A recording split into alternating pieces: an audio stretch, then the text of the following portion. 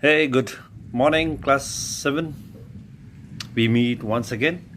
So, today we are here for our second session for our English 1 class. The first class was about sentence, its types. Hope you have done your homework.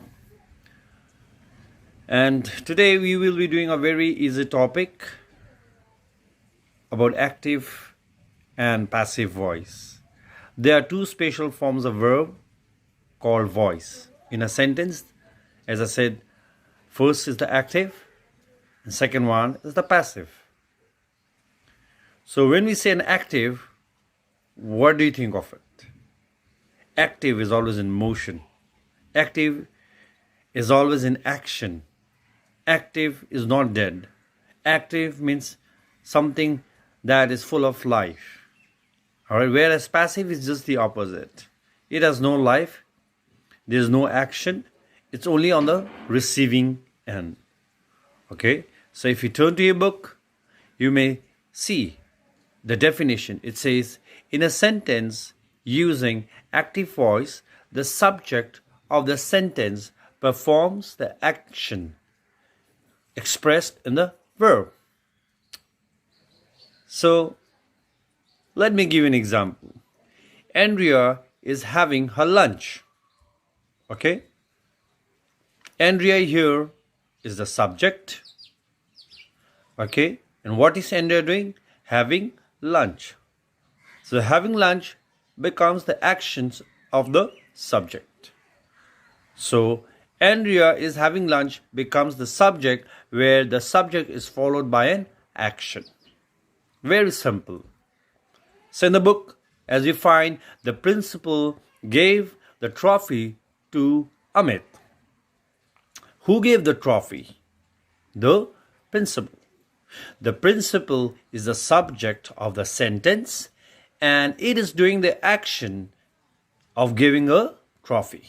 Hence, the sentence is said to be in the active voice. Right? Now, let's come to the second part, that is the passive voice. Here, people get confused because they do not know it. So, let me simplify it. In a sentence, a passive voice, the subject does not perform any action expressed in a verb. In the first sentence, I said Andrea is having her lunch. Okay? So if you have to turn into a passive voice, lunch was eaten by Andrea. Okay? Here the subject lunch is not doing any action. Okay? Is in a past tense. So, in another example I would cite is Amit was given the trophy by the principal. The subject is Amit. He is not giving the trophy. Hence, the subject is not doing any action. A sentence is said to be in a passive voice. Alright? The ball was kicked by Amit. Here, ball, the subject does not perform any action because in the past was kicked by Amit. But if you have to turn into an active voice, Amit kicked the ball would be in active voice. So Amit here is the subject. What is the subject doing? Kicking the ball becomes an active voice. So I have given you few examples of active and passive voice. Alright? So, few more examples so that you would understand. Kavita baked a cake. I hope you like cake. So, here, verb is the baked. Subject is Kavita. Says the subject is doing the verb. Hence, the sentence is active voice. So Kavita is doing something. What is Kavita doing? Is baking a cake. Okay. Next.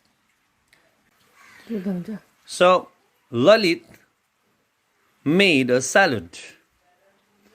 Okay, here the action verb is made, making something. And salad, okay, subject is Lalit. The subject is a doing verb. Okay, hence the sentence is in active voice. So Lalit is doing something, so it becomes a action. All right. Okay, if you have to turn in the passive voice, the salad was made by Lalit. The verb becomes was made, is a past tense. Subject becomes the salad. So salad is not doing anything. Okay, the subject is not doing the verb. Hence the subject is in passive voice. So we come to the end of the first session. I've just given you today introduction about active voice, passive voice, along with examples. Okay, so for your homework, I would love you to turn to your page, okay, to the active voice, passive voice chapter, and I would love to read the question that is there. Number A, exercise number A. It says, read the sentences given below. Underline the verb in each sentences and state whether the sentence is an active or passive voice. Number 1, Mr. Banerjee lost his wallet. All right? Lost his wallet. Second sentence, the annual sport meet was inaugurated by the principal. So, as you look down to the context, you have 10 sentences. So, your homework would be to do on the book itself with a pencil, write active or a passive voice, and underline it. All right? So, thank you. And I will do the necessaries in the further sessions completing the chapter. Okay? Thank you and have a good day.